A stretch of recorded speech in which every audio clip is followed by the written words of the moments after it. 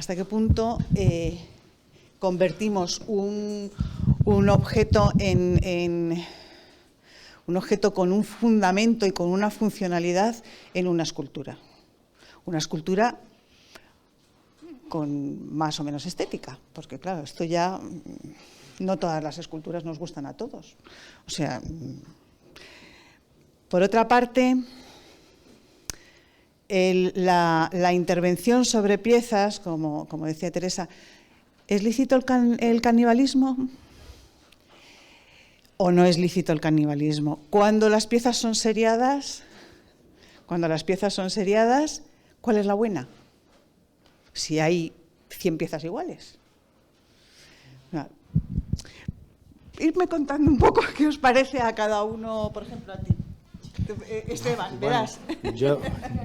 Verás que eres el que está más cerca. Bueno, para mí, respecto al canibalismo, en la propia dinámica de la investigación científica da por bueno el canibalismo. Es decir, los primeros que hacemos canibalismo somos los científicos. Entonces, yo necesito un objetivo de un microscopio porque no lo tengo y veo que el de al lado lo tiene, se lo quito y se lo pongo. Y eso, si luego no se revierte al microscopio original y pasan 100 años, a lo mejor me encuentro, como me he encontrado, microscopios de una marca con objetivos de otra. Es decir, que ya el canibalismo viene del propio uso original del microscopio. Entonces, mi opinión estaría un poco matizada teniendo en cuenta esa procedencia.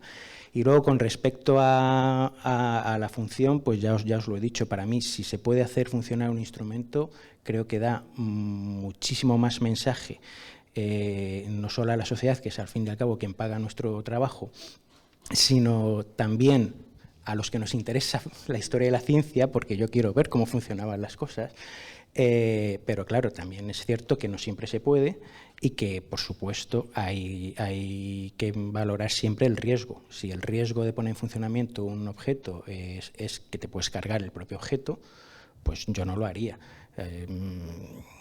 Si tienes la suerte de que tenés dos objetos similares y puedes probar con uno de ellos, que a mí se me ha dado el caso, pues puedes probar con varias ampollas o tubos de Crux y ver que uno resulta que pensabas que tenía el vacío y no lo tenía en otro plas. Bueno, pues es una cosa terrible, pero es que tienes más, pero si no tienes eso, yo desde luego no lo haría. Y luego ya ni hablemos de, se ha ido nuestra compañera Merce, pero la cuestión del patrimonio industrial y de poner en funcionamiento maquinaria industrial, eso es otro mundo y yo ahí no tengo opinión, directamente no la tengo. Continuar. Bueno, yo estoy... No, simplemente iba a decir que estoy de acuerdo con él, ¿no? En el tema de que yo vengo del ámbito que yo vengo, la funcionalidad es fundamental, ¿no? O sea, yo creo que hay objetos que están creados para ser vistos, para ser contemplados, para recrearse estéticamente en ellos, y hay otros objetos que han sido creados con una función clara, tienen una misión que cumplir. Entonces, siempre y cuando podamos devolverles esa misión sin poner en riesgo otros valores, que pueden ser valores del propio objeto o que pueden ser valores de la persona que los interviene o del público o de otras situaciones, pues yo abogo, pues mi opinión es que deberíamos de intentar devolverle esa funcionalidad que tenía perdida. Y en relación con el canibalismo, bueno, yo la verdad es que el término canibalismo no se me hubiera ocurrido nunca. Yo siempre pensaba más en la teoría de Salvador de hacer un Frankenstein, ¿no? O sea, de coger otros elementos similares que están, digamos, desechados, otros objetos similares que están desechados y que pueden ser útiles para completar el elemento que nos falta. Pero sí es cierto que a mí en un principio me suscitó un dilema, lo pienso y me lo sigue suscitando, ¿no? Porque cuando son objetos que, a pesar de estar seriados, son escasos, porque en el caso que nos ocupa a nosotros, bueno, de la ambulancia no encontramos ningún ejemplar más, pero yo no sé cuántos coches fúnebres de la misma época y del mismo tipo y modelo puede haber. Entonces, ahí podemos tener Yo ahí no tengo ninguna duda. Porque el coche fúnebre no está conservado en ningún sitio y protegido de ninguna manera. A nadie se le ha ocurrido protegerlo.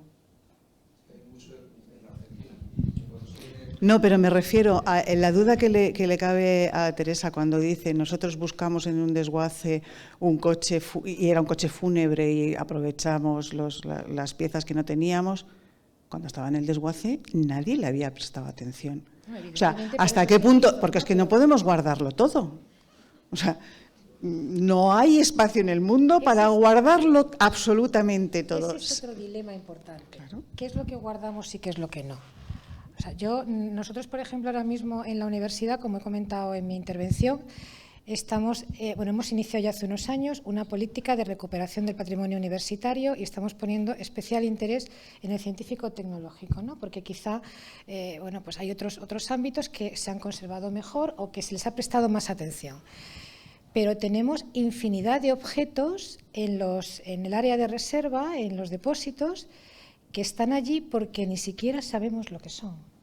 Entonces los tenemos allí porque, esperando que alguien nos diga, pues mira, esto es tal cosa o servía para tal cosa y es importante que lo guardemos. O que nos diga, mira, esto no vale para nada, pero ante la duda lo guardas. Entonces hay también ahí una situación compleja porque todo no lo podemos guardar siempre. Tenemos que hacer en algún momento un expurgo, pero ¿cuándo haces ese expurgo? ¿Qué decisión tomas en ese momento? Y como el patrimonio científico y tecnológico es tan amplio, es que tenemos todo. Tenemos desde medicina, ingeniería, pues es bastante complicado, no sé. Yo creo que hay una serie de cuestiones que imagino que con el tiempo se irán resolviendo porque ahora estamos iniciando esta línea de especialización que me parece que es fundamental y creo que con el tiempo les iremos resolviendo poco a poco, pero quedan muchas cuestiones, y todas las que Mercè ha planteado que son infinitas, ¿no? No sé qué pensáis vosotros, pero estamos todos un poco en esa línea, ¿no? Yo vamos, antes de pasar el micrófono, yo muy rápidamente yo diría que, para la gente que... Yo trabajaba en una biblioteca histórica, pero mis compañeros del archivo decían el día más bonito del año es el día del expurgo, porque es cuando pueden hacer una selección, quitar lo que no es valioso y poner lo que es valioso. ¿Quién lo juzga? Ellos. La respuesta es ¿quién lo juzga? Alguien. Pero hay que juzgar. Ahí hay que tomar riesgos y eso es lo que yo decía. Digo, bueno, es difícil, es arriesgado, pero es fascinante, pero hay que tomar riesgos, no podemos no elegir, ¿no? Y yo creo que en buena parte nos pagan por eso. Ese es hacer vosotros. Es como cuando alguien dice, una antología de textos sobre, sobre tal cosa, ¿no? Claro, es alguien que se ha leído 200 textos y ha seleccionado 20 y le pagan por eso, para que el resto de personas no tengamos que leernos los 200 para decir hay 20. Que puede equivocarse y dice, mira, yo de estos 20 coincido con 17. Bueno, vale, ya está bien, no está mal, ¿no? Pero ese es el reto que yo veo y la fascinación que me produce y que nos equivocaremos. Y aunque hoy aciertes, dentro de 100 años la gente cambiará de gustos y de opiniones. Yo antes hablaba un ejemplo, no sé cuánta gente joven, ¿no? Groucho Marx, ¿sabéis quién es? ¿Sí?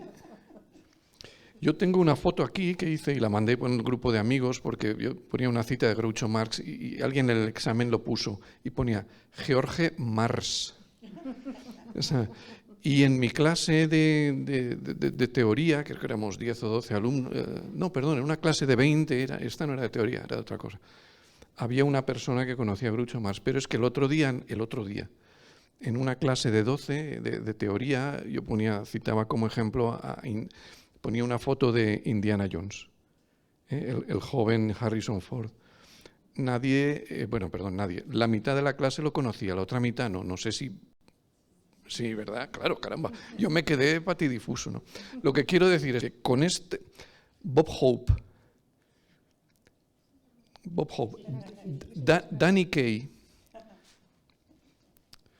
vale, si nosotros hubiésemos hecho esa elección, probablemente hoy día dije, vaya mierda de elección. O sea, en fin, sería...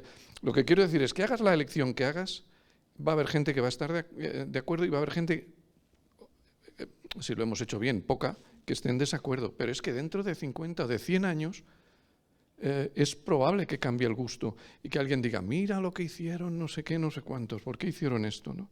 Yo tengo una... Bueno, sí. Es que hay una editorial preciosa, The Burlington Magazine, de 2002, que la guardo como oro en paño. En Yale, la Universidad de Yale, en Estados Unidos, con la restauración científica, lo que hicieron fue allí, quitar el barniz a cascoporro, toma.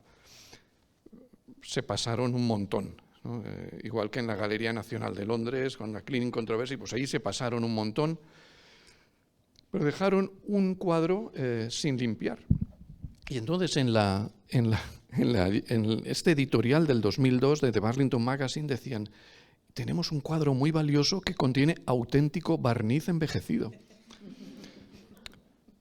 Lo que quiero decir es que hagas la elección que hagas, es posible que metas la pata para alguien en algún momento, pero hay que hacer una elección. Yo, para mí, la opción de no toco nada es una opción un poco cobarde, porque que no toques nada quiere decir que no mejoras nada para nadie. A lo mejor no perjudicas tampoco, pero normalmente los restauradores mejoramos las cosas para la mayor parte de gente. A veces no, pero la mayor parte... Si fuésemos un peligro real, si causásemos más pérdidas que beneficios, digamos, la profesión habría desaparecido, creo. Creo que causamos más beneficios que pérdidas, pero pérdidas causamos, ¿no? Pero la cosa se trata, vamos, yo, en fin, animo a tomar decisiones educadas, fundamentadas, lo más posible, pero, en fin. Así que, por decirlo de otra manera, ¿es aceptable el canibalismo? Depende del hambre que tengas. ¿Sabes? Quiere decir que en algunos casos sí, en otros no, en fin, la decisión, no hay una regla cerrada, no puede haberla. Vamos, es mi perdón.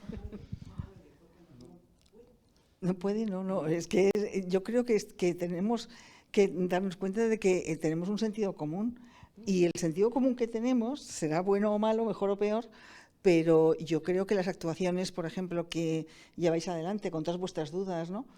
Más me preocupa esa gente que está segura de todo y que está segura de lo que tiene que hacer. Eso me preocupa muchísimo, ¿no? Sin embargo, toda la gente que duda y que plantea esas cuestiones es que se pregunta realmente, porque no hay una única opción. No hay una única opción, hay muchísimas opciones. Y entonces hay que elegir. Y esa es la cuestión. Entonces habrá que elegir en un momento y habrá que tener los rozamientos que en ese momento tengamos, ¿no? Si hay que acumular más teléfonos o menos, si hay que guardar más cosas o menos, si hay que funcionar o no, dependerá en cada momento de muchísimas cosas. Hay cosas que nunca podrán funcionar. Me preocupa mucho más lo que ha comentado, que me da pena que no esté Mercé, el tema de los tóxicos. Es decir, el amianto, el no sé qué, o sea, eso creo que entra dentro del sentido común, que no puede ser, o sea, porque primero están las personas, la vida, y después estará todo lo demás. Y hoy en día tenemos unos controles ya de sanidad, de seguridad y de todo, que se aplican en todos los ámbitos, y pienso que en el nuestro también deberían, aunque un objeto artístico que consideramos de patrimonio cultural pierda una parte de su historia, ¿no? Creo que ahí no soy mucho más tajante en ese caso de tal. Ahora, evidentemente, creo que todo tiene muchas variaciones, ¿no? O variabilidades que tenemos que ir optando por ellas, ¿no? Y que es todo cambiante, y que está cambiando la mentalidad, y que están cambiando el tipo de colecciones, que está cambiando nuestra manera de pensar, ¿no? Y por lo tanto todo eso a una velocidad mucho mayor de lo que somos conscientes a veces en nuestro propio ámbito, ¿no? De trabajo. Bueno. Gracias. No sé ni por dónde empezar, vamos a ver. La naturaleza tiene un proceso biológico perfecto que se llama selección natural. O sea, por muchos aviones que guardemos, por muchas canoas, por muchos barcos, por mucho que queramos conservar, no se va a conservar todo. Eso tenemos que ser conscientes desde el momento ya. Primero, respecto al uso, yo creo que el vino sabe mejor en una crátera griega.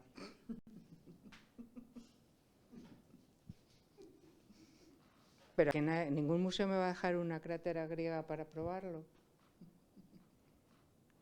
¿Por qué tengo que usar una crátera griega? Porque hay que usar elementos de patrimonio.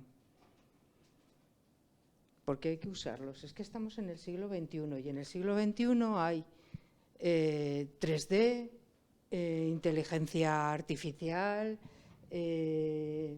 visión ultra, mega, no sé qué. Yo con unas gafas de realidad aumentada el otro día iba por una orquesta y iba escuchando. Aquí ahora oigo más alto el violín, ahora oigo más alto otro elemento musical. ¿Por qué tenemos que usar los elementos? Si ahora mismo podemos hacer la reproducción de un puente, de una estructura, de un elemento pequeño, podemos conservar su tacto, podemos conservar su aspecto, podemos conservar su funcionalidad. ¿Por qué tenemos que usar los usos? Funcionar, ¿por qué no? Porque se desgasta, porque tú un reloj del Palacio Real... Pero todos nos desgastamos. Todo se desgasta. Ya, claro, por eso todos estamos muertos y el patrimonio se conserva.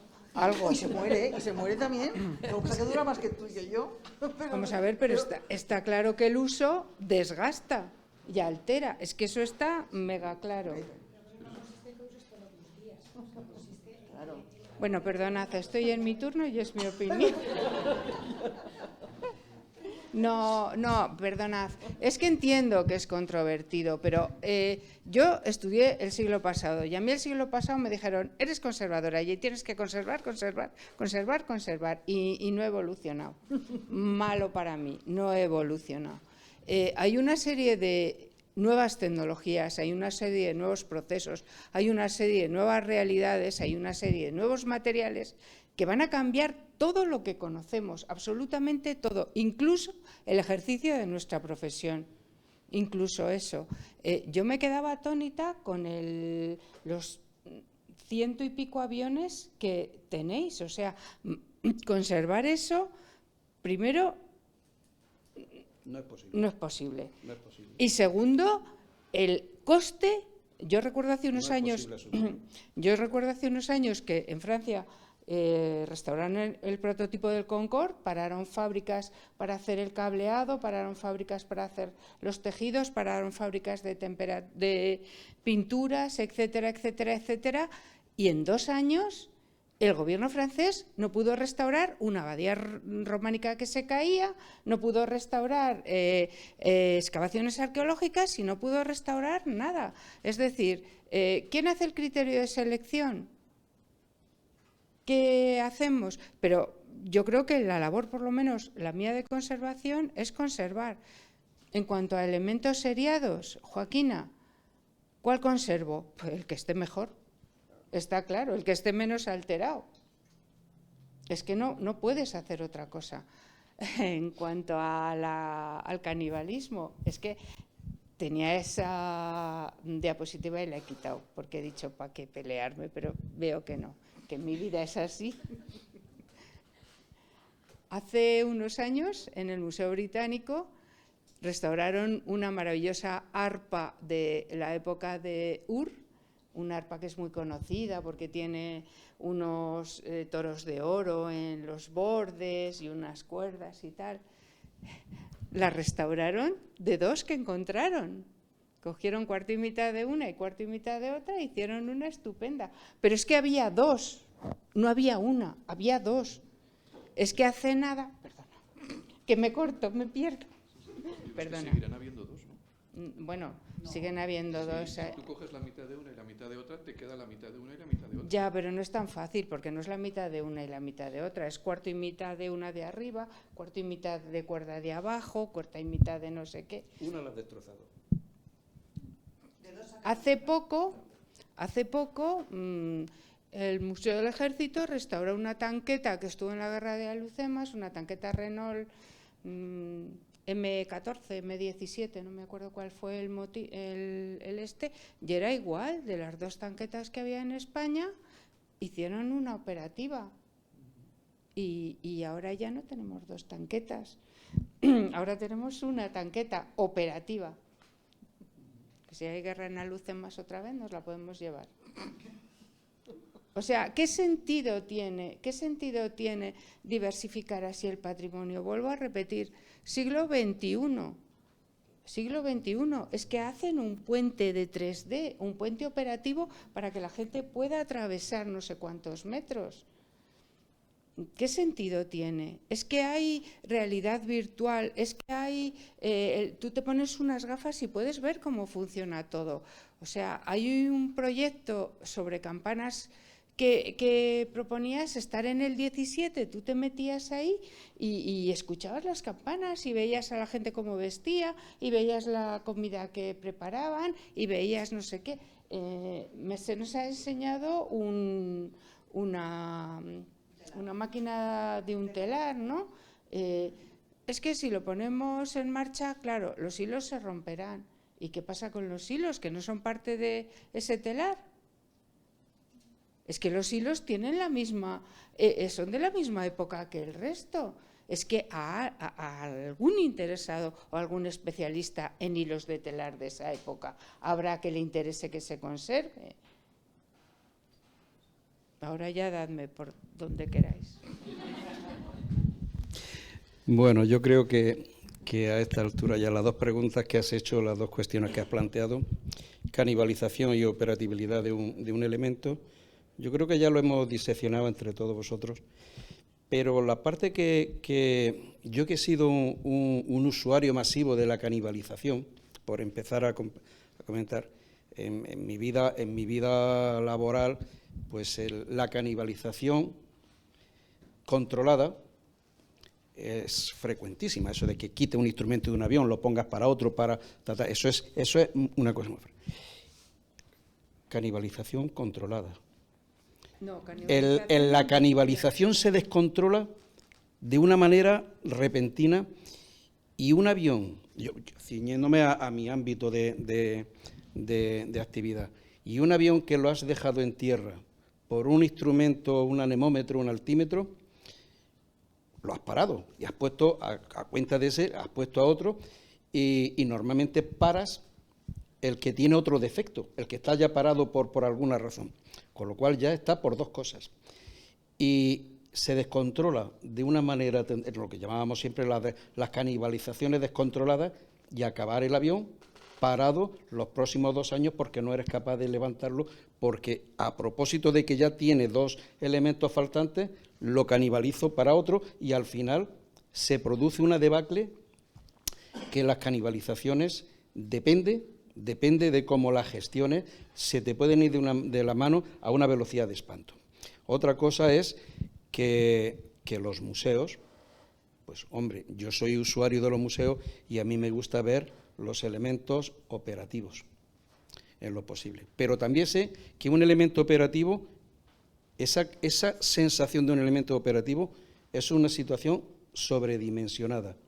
No tiene lógica, y estoy totalmente de acuerdo contigo, hoy en día el buscar la operatividad de un elemento, depende, es que también todo esto depende del ámbito, si es un instrumento o es una máquina más compleja, compuesta de muchos instrumentos y de muchos elementos. O sea que todo depende, no es tan simple canibalización o operatividad de un elemento, todo depende. Pero yo, en principio, por la parte en la que yo me muevo, yo diría que es una sobredimensión que no viene a cuento y que hoy en día, afortunadamente, con la realidad virtual y con los procesos informáticos que puedes desarrollar, puedes suplir perfectamente la funcionalidad de un elemento y no someterlo a riesgo. Probablemente en elementos más simples, o que no tienen más componentes que uno, pues bueno, se puede aceptar. Y ya te digo que yo, como usuario de museo, me gusta ver el elemento funcionando, pero también sé que te metes en un charco que probablemente lo pagas. Normalmente los museos no debemos de convertirlos en un parque de atracciones, que eso es otra de las cosas. Los museos no son un parque de atracciones. La función de un museo es preservarlo para el futuro y la mejor forma de preservarlo es mantener unas condiciones óptimas que precisamente no es la de la operación. La operación es, tarde o temprano, tú lo sometes a unas cargas, a unas agresiones para las cuales, pues que es el único elemento que tiene, que es una pieza de museo, que esto no es un parque de atracciones, que lo puedo suplir con una realidad virtual o de otra manera, o que puedo crear como tú has hecho. Tú mantienes la originalidad de un instrumento y has creado otro que demuestra la funcionalidad de pero el original no lo toco. Es decir, que ojo, que todo depende de qué estemos hablando y de qué tipo, pero la línea es que no debemos de convertir un museo en un parque de atracciones. Y esa es mi reflexión. Y con respecto a la canibalización, la misma historia. Pues que ojito con las canibalizaciones, que yo por experiencia sé que se me han desbocado muchas veces. Es que la canibalización es un criterio industrial para cuestiones industriales, pero para patrimonio no. Yo no he leído en ninguna carta el criterio de canibalización y tengo la mala costumbre de leer esas cosas, soy así. En ninguna aparece. Entonces, estamos adaptando unas medidas que no vienen de la restauración, que acabaremos adaptándolas, no digo yo que no, pero ahora mismo, hoy en día, eso no es un criterio de intervención.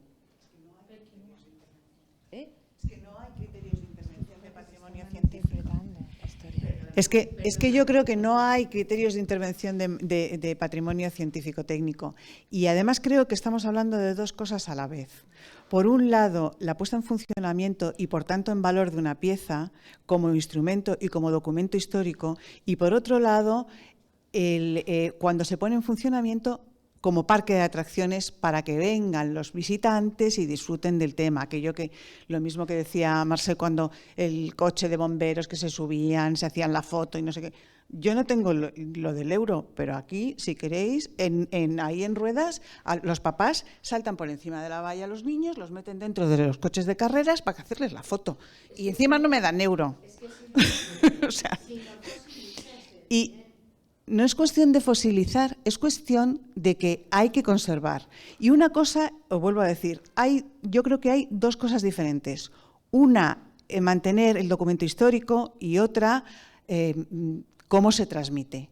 Cuando tú expones una pieza, si no está completa o peligra por su funcionamiento, tendrás que buscar sistemas que te hagan el paralelo para comprender qué es lo que estás viendo.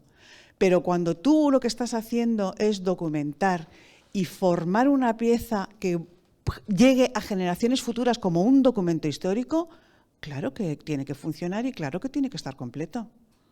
Bueno, esto es... Me ha costado mucho llegar hasta aquí, Sole, que tú me conoces de hace muchos años, ¿eh? También te lo digo. Yo por aclarar... Bueno, no, como ya he dicho al principio, yo no trabajo en un museo. Eso tiene sus ventajas y sus inconvenientes. Yo el canibalismo ni lo he defendido ni lo he atacado. Y simplemente he dicho que es una práctica común entre los científicos que trabajan en un laboratorio. Si me falta algo o un componente, y que eso se incorpora cuando ese instrumento pasa los años y puede ser de interés histórico, es un hecho, y además es un hecho muy relevante. Os puedo hablar de los microscopios de Cajal, por ejemplo, porque te indica prácticas científicas de esta persona. Entonces, yo... Perdona. Eso sería lo que en arqueología conocemos como huellas de uso.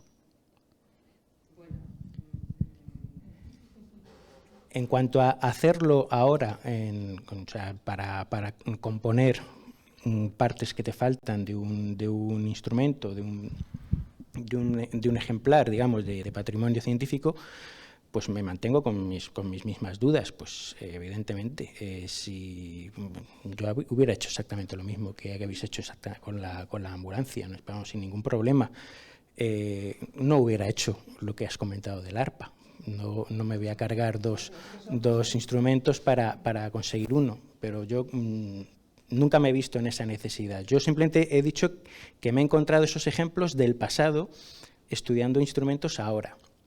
En cuanto a lo de hacer funcionar instrumentos, siempre en prevención de que le ocurra o no algo, yo tengo que hacer una pequeña salvedad.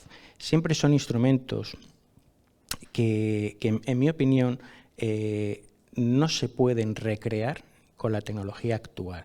Vamos a ver, si tú me haces una simulación de realidad virtual para ver cómo funciona un carrete Runcorf, yo lo voy a ver, me va a quedar muy bonito, pero no voy a oler el ozono de la electricidad chocando contra los electrodos, no voy a escuchar el crac-crac, no voy a poder ver, o sea, ni yo ni quien quiera estudiarlo, cómo tienes tú que sentir la vibración del interruptor para ajustar la frecuencia y conseguir, es decir, hay ciertas cosas que no se puede. No se puede. No se puede. Y además te diré por qué yo defiendo, digamos, me voy a explicar un poquito cuáles son mis fuentes. Yo provengo o me siento seguidor de la escuela de Paolo Breni, ¿de acuerdo? Bueno, cuidado. Bueno, cuidado, sí, pero yo me siento seguidor en ese aspecto. ¿Por qué? Porque ya os he dicho de qué mundo vengo yo, ¿de acuerdo? Entonces, yo siempre y cuando no se ponga en peligro el instrumento y hacer una recreación al año o cada 2 años, te aseguro que no ponen en peligro el instrumento. Y es más, para que funcione ese instrumento lo he mejorado y lo he conservado para probablemente varios decenios más, ¿de acuerdo? Entonces creo que se puede hacer funcionar instrumentos. Si se pone en peligro el instrumento, evidentemente no, ¿de acuerdo? ¿No funcionan los extraordinarios del Palacio Real? Maravillosos, los relojes. A ver, yo creo que lo que no podemos hacer en ningún caso es generalizar. O sea, no podemos aplicar el mismo criterio a todos los objetos, y menos en un ámbito como el que estamos hablando aquí ahora, que tiene tanta diversidad, tanta tipología, tantas casuísticas, tantos materiales, tanto todo. Entonces yo creo que el éxito estará en que cada uno de esos objetos con el que nos enfrentemos lo analicemos, lo estudiemos y establezcamos, evidentemente con sentido común, con investigación, con estudio, coordinadamente con personas que sean expertas en cada ámbito, pues tomemos las decisiones que creamos más convenientes. Pero desde luego yo no optaría por una decisión que sea la misma en todos los casos, porque creo que eso no funciona nunca. Entonces, habrá ocasiones en las que sea interesante o tomar piezas de otro sitio, habrá ocasiones en las que decidamos que se mantiene como está. El ejemplo que se ha puesto de las Torres Gemelas es muy interesante también, porque lo que estamos ahí valorando es otra cosa aparte del objeto. O sea, está el objeto, pero el objeto nos está dando otra información diferente. Entonces yo creo que todo eso es lo que nos hace tomar la decisión más adecuada en cada caso. Entonces creo que todo lo que estamos hablando, todos los criterios son válidos según cuándo y con qué. Y el simbolismo que vayamos buscando, la intención que tengamos, el número de objetos, la calidad, la importancia, pues no sé, todo este tipo. Y por supuesto lo que estábamos hablando antes, siempre y cuando no haya un riesgo para el objeto ni para el entorno, y en el entorno nos incluimos nosotros mismos, ¿no? Pero creo que es muy importante que los entendamos como objetos únicos, y cada uno tiene que ser susceptible de estudio, de un estudio profundo y de una toma de decisiones que a lo mejor es antagónica con otra similar, pero no sé, la vida del propio objeto nos lo va a decir, pienso. Sí. A colación de esto que dices de la ambulancia y el teléfono y esto de las Torres Gemelas, yo no creo que esos sean objetos tecnológicos. Yo creo que son objetos históricos. Sí. O sea, no es, lo que se está conservando ahí es un momento en la línea del tiempo. No se está conservando un objeto por su función, por su sistema, por su procedimiento de manipulación, estás conservando un testimonio de un momento histórico, no un objeto tecnológico. Claro. O sea, estamos hablando de otro tipo de patrimonio. Por eso un mismo modelo de teléfono. Esto es como como ha expuesto Salvador, pero se puede intervenir reponiendo o reparando las piezas para que pueda volver a ser utilizado. Entonces, yo creo que por eso estoy diciendo que cada objeto debe ser estudiado en función del fin que se vaya buscando con eso. si es histórico, si es artístico, si es tecnológico, si es industrial, y dentro de cada parcela, cada objeto es diferente. El criterio es diferente. Esto es como, yo no sé a quién de vosotros os lo decía, siempre lo cuento, una televisión en una instalación, creo que ha sido a ti, en una instalación de arte contemporáneo, un televisor aparentemente de tubo catódico,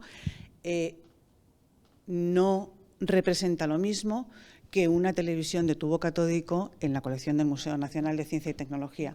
Porque para el arte contemporáneo lo que le interesa es el exterior, le da igual cómo llegue la imagen a esa pantalla. Para el Museo Nacional de Ciencia y Tecnología lo que le interesa es cómo se genera la imagen y llega hasta esa pantalla. Entonces, no es un objeto tecnológico, es un objeto artístico o es un objeto histórico. El objeto tecnológico es otra cosa. No sé. Y a nivel de conocimiento y tal, en todos los museos que hay un apartado de piezas para gente que tiene problemas visuales, ¿cómo se llama? Dáctilo. Sí, eso de tifológico. Yo no he visto en ningún museo que pongan un original para que se toquen. En todos los museos hay reproducciones. Bueno, porque eso supone un riesgo. Ah, supone un riesgo. Estamos diciendo en la intervención que no ponga en riesgo el objeto. El que tú restaures el funcionamiento del objeto, no creo que ponga en riesgo. No creo que ponga en riesgo el objeto. Otra cosa es que tú lo pusieras en uso común, diario y continuo. Pero si tú le das a ese objeto, le devuelves su funcionalidad, el que lo puedas utilizar esporádicamente y puedas reproducir el sonido, la sensación, la imagen, lo que sea, lo que ese objeto suponga, yo creo que es un valor añadido para el conocimiento. Es lo que... Claro, ¿cuál es el sentido de coger una cosa y meterla en un almacén oscuro, cerrado bajo 7 llaves, donde nadie puede verla?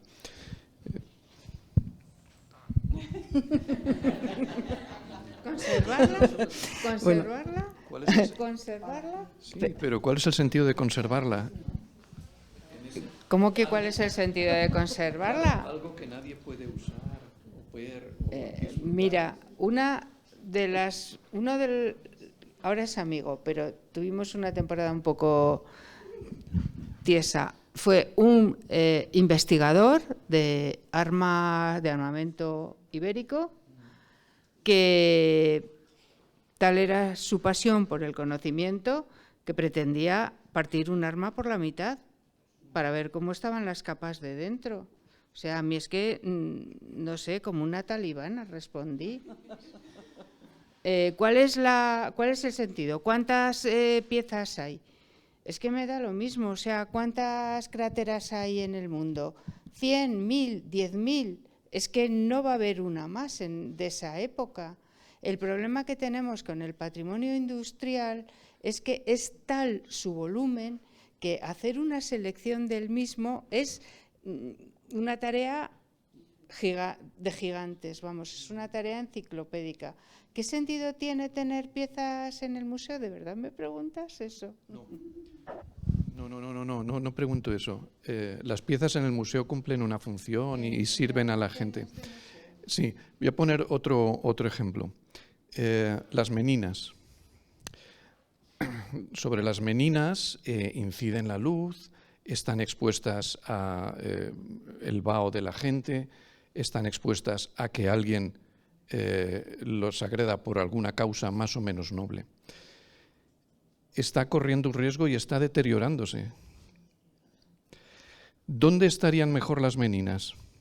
En una sala oscura y probablemente metidas en un gas noble. Ahí se conservarían mejor. Sin embargo, están en un sitio donde van deteriorándose lentamente, donde corren riesgos. ¿Dónde están mejor? ¿Cuál de las dos opciones tiene más sentido?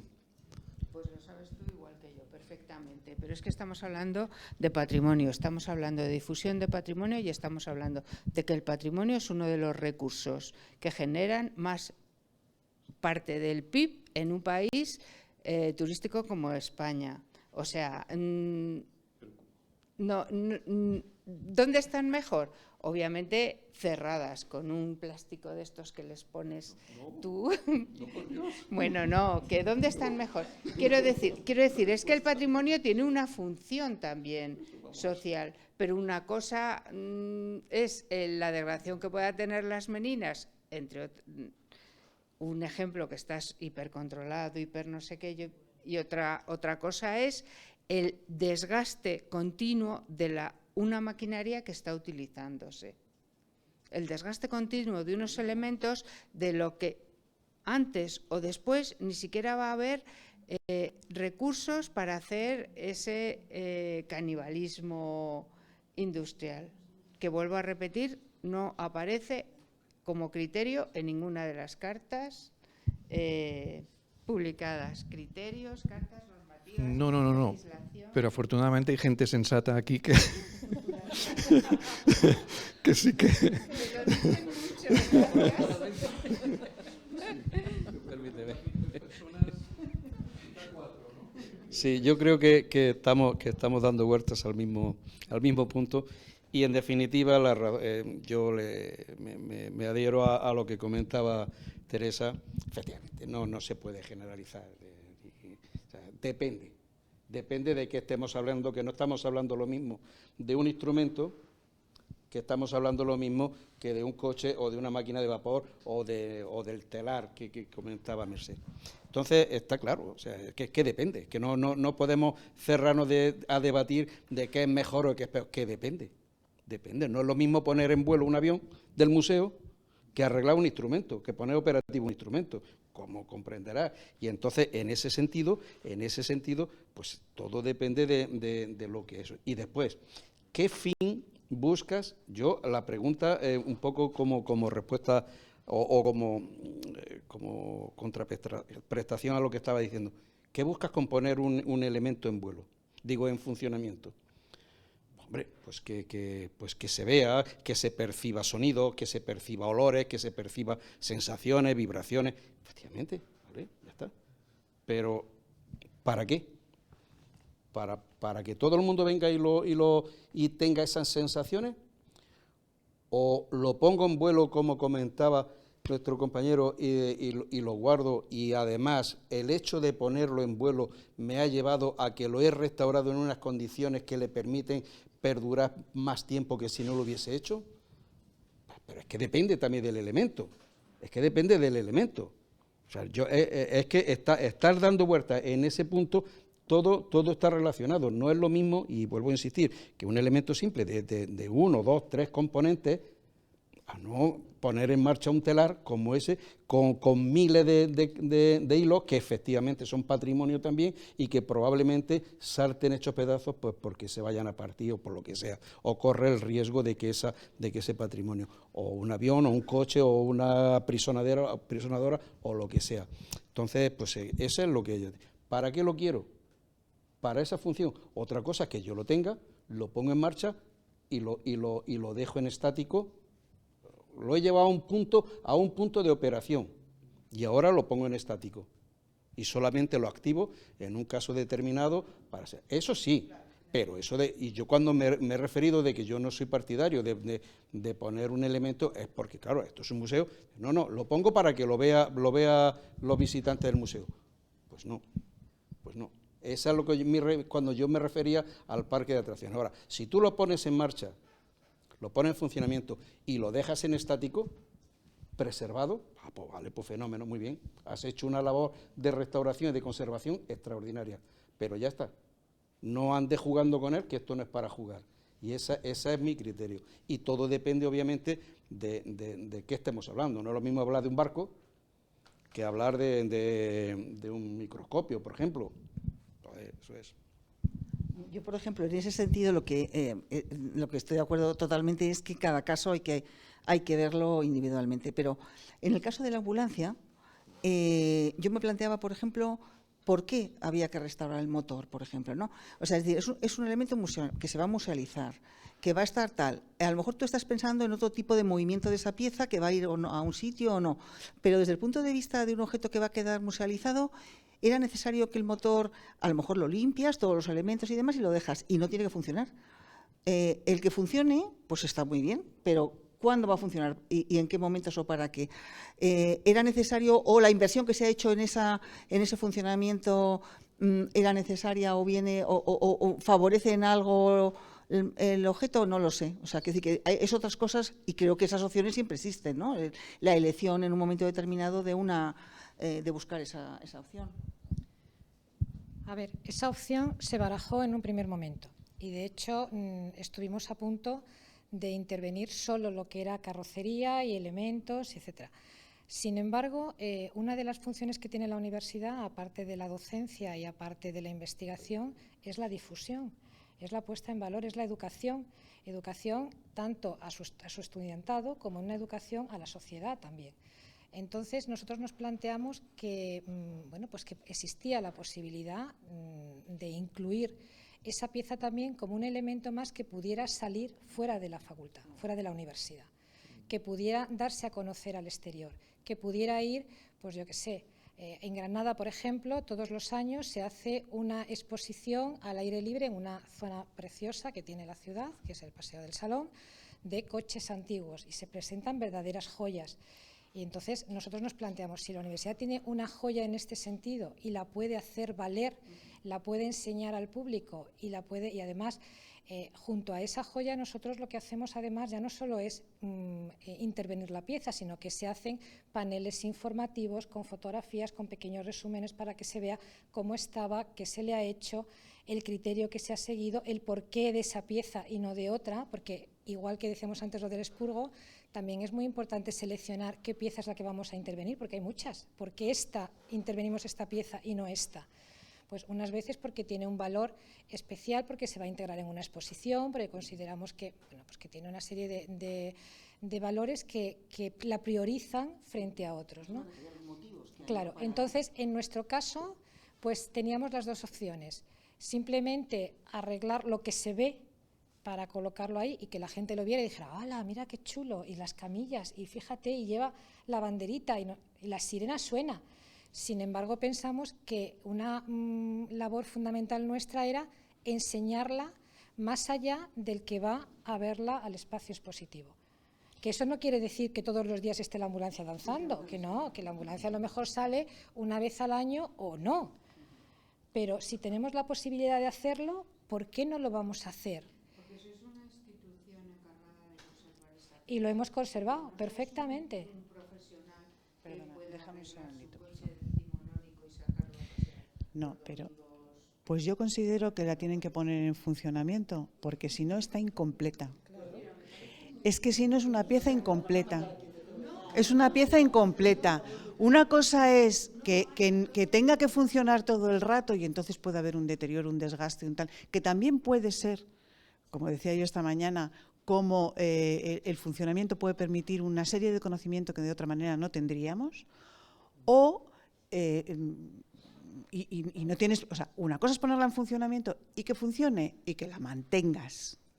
Y otra cosa es que la estés poniendo en funcionamiento todo el rato. Pero si no la pones en funcionamiento, hay una parte que estás ocultando. Es como si vas a limpiar un lienzo, un óleo sobre lienzo, limpias por fuera y por detrás te lo dejas ahí con todas las telas de araña. O sea, ¿qué estás haciendo? No toques. No lo sé, ¿no? ¿La restauración de la fuente de los leones de la Alhambra? ¿O no? ¿Que la han puesto a funcionar con el agua? La fuente de los leones de la Alhambra hace unos años se restauró en el Instituto Andaluz de Patrimonio Histórico. Todos los leones, todo. Y vieron que los canales y todo estaban perfectamente y que podían funcionar. Les faltaba un poco el chorrito para que no cayera el agua por aquí, no a los leones, ¿no? Sino que saliera como una gárgola para allá, ¿no? Y está funcionando con agua, ¿te parece mal? No me parece mal ni me parece bien a nivel de conservación. No, escucha, a nivel de conservación, desde luego, me parece que podían haber puesto unas réplicas de leoncitos estupenda. ¿Por qué? Por conservar los originales. Lo mismo que han bajado todas las campanas de Notre Dame y las han musealizado y han puesto copias arriba. Lo mismo que se han hecho muchísimas reproducciones. A mí, en contra de... Bueno, creo que estamos todos un poco de acuerdo que el que exista el debate es bastante instructivo, porque es lo que os vais a encontrar de ahora en adelante. Y un técnico, un conservador restaurador, es una persona que en función de sus conocimientos toma decisiones. Y lo que nos estamos enfrentando aquí todos, o lo que nos hemos enfrentado aquí todos, es a una toma de decisiones razonada. O sea, no tenemos por qué tener todos el mismo punto de vista. A mí me parece estupendo que te llegue un microscopio canibalizado, pero en el momento que llega a la institución, tú no puedes seguir canibalizándolo, bajo mi punto de vista. No, lo digo para aclarar, no, bajo mi punto de vista. Entonces, lo que quiero decir que los criterios no son normas estrictas a seguir, son recomendaciones. Y dentro de esas recomendaciones vais a tener que tomar decisiones, que es vuestro trabajo, que es el trabajo de todos. Y dentro de esas decisiones tendremos que justificarlas como podamos y defenderlas como podamos. Muy bien. Bueno, creo que finalmente nos estamos como enrocados en esta discusión y se quedan muchas cosas en el tintero, pero creo que en general ha sido un día bastante provechoso, por lo menos a mí, intenso, denso y provechoso. No sé, a los que venís de fuera y a los que nos están siguiendo a través del canal de YouTube del museo, cómo lo veréis, pero creo que está bastante... Sí, sí. E incluso algunos otros profesionales que no hablan, que no sé, pero bueno, vamos a dejarlo estar ahí. Muchas gracias a todos por venir y por estar aquí, a los que están presentes en la sala, a los que nos siguen a través del canal de YouTube. Muchas gracias a todos los que habéis presentado alguna conferencia, porque no habría sido posible este día si no hubierais estado aquí. Y bueno, pues... a rumiar y a ver si conseguimos sacar adelante un Coremans. Esto es todo por hoy.